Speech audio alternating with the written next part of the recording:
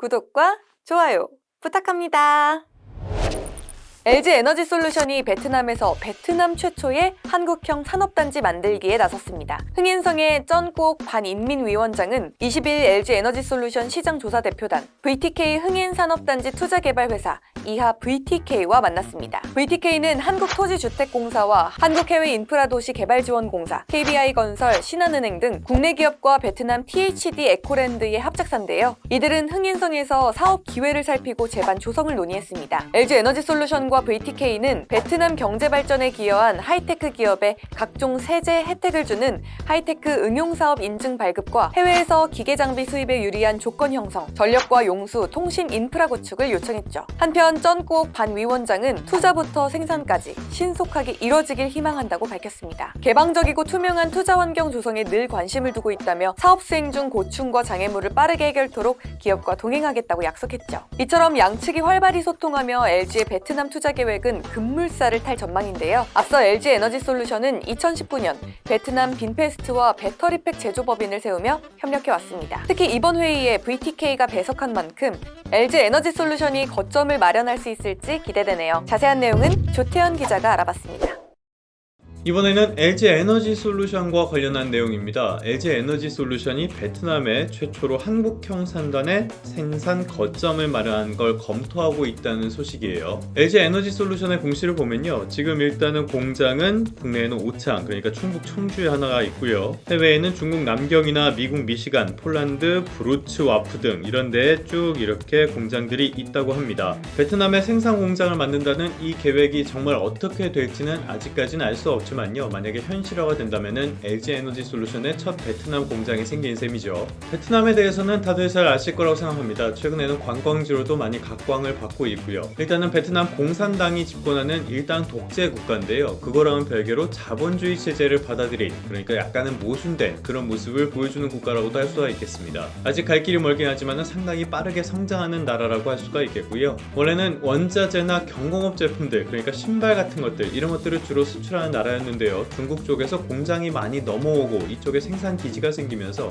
지금은 수출 구조가 많이 다변화된 상태입니다. 이거는 2021년 기준 자료인데요. 보시면은 방송 장비라든지 휴대전화라든지 이런 것들이 수출의 상당 부분을 차지하고 있는 모습 확인이 가능하죠. 말씀드렸던 경공업 제품들 이런 것들보다는 이쪽 비중이 더 많이 커졌습니다. 베트남의 최대 수출 기업이 바로 삼성전자인데요. 2022년 기준으로는 베트남 전체 수출액의 삼성이 차지하는 비중이 17%가 넘었습니다. 그나마 이게 상당폭 줄어든 수준이에요. 그러다 보니까 삼성전자가 베트남 경제에서 차지하는 비중이 너무 크다, 이런 문제의식들이 좀 있었는데요. 최근에는 많은 기업들이 베트남 쪽에 진출하면서 이 부분은 조금씩 완화되는 추세라고 합니다. 그러면 베트남 경제는 어떤 성장세를 보여주고 있는가? 이거는 CNBC에 실린 기사인데요. 뉴 월드 웨일스라는 데에서 나온 분석 자료를 인용한 기사입니다. 앞으로 10년 동안 베트남이 전 세계에서 가장 가파른 부의 성장을 보여줄 것으로 전망된다, 그런 내용이라고 볼 수가 있습니다. 왜냐? 가장 큰 이유라면은 인도와 더불어가지고 중국을 대체하는 새로운 글로벌 제조 허브로 자리 잡고 있기 때문이라고 할 수가 있겠습니다. 여기에 가장 큰 영향을 미친 거라면은 역시 미국과 중국의 공급망 갈등뿐만이 아니라 전방위적인 갈등이라고도 할 수가 있겠죠. 이른바 디커플링, 요즘에는 디리스킹이라는 말을 조금 더 많이 쓰긴 하는데요. 어차피 내용은 그게 그거라고 할 수가 있겠습니다.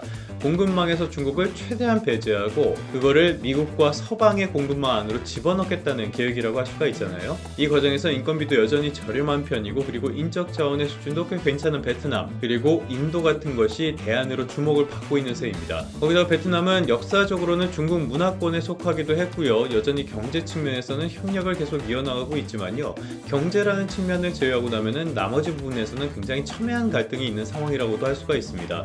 특히 국민 감정은 양쪽 모두가 상당히 안 좋은 상황이고요.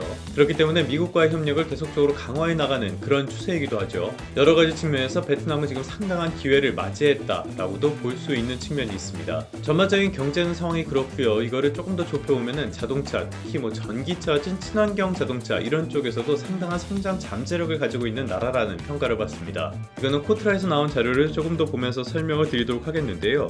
지난해 베트남 토종 자동차 제조사인 빈페스트가 나스닥에 상장을 하면서 상당히 많은 관심을 받기도 했었습니다. 지금 베트남이 자동차 산업 쪽에 굉장히 큰 관심을 가지고 집중적으로 투자를 하고 있는데요. 특히 전기차, 친환경 자동차 쪽으로는 등록세를 면제하거나 특별 소비세율을 낮춰주거나 이런 식의 유도 정책들을 많이 활용하고 있습니다. 이렇게 전방위적인 지원이 이루어지다 보니까요, 베트남의 전기차 시장 앞으로 한 10년 동안은 연평균 20% 넘게 고성장을 이어갈 것으로 전망을 하고 있거든요. 여전히 충전 인프라라든지 그런 문제들, 미비한 부분들이 있긴 하지만은 그래도 성장 잠재력은 굉장히 강하다라고 평가를 할 수가 있겠습니다. 다만 아직은 배터리 부분에서 자체 생산은 극소수고요. 나머지 대부분 외국 회사들로부터 사서 사용하고 있거든요. 이거는 반대로 이야기를 하자면 국내 업체들에게는 새로운 기회의 땅이라고도 볼 수 있습니다. 베트남 시장에 안착을 함과 동시에요, 우리의 주요 시장이라고 할 수 있는 북미 그리고 서방 쪽, 왜냐면은 중국 쪽은 우리가 가격 경쟁력으로 어떻게 해볼 수 있는 시장이 아니잖아요.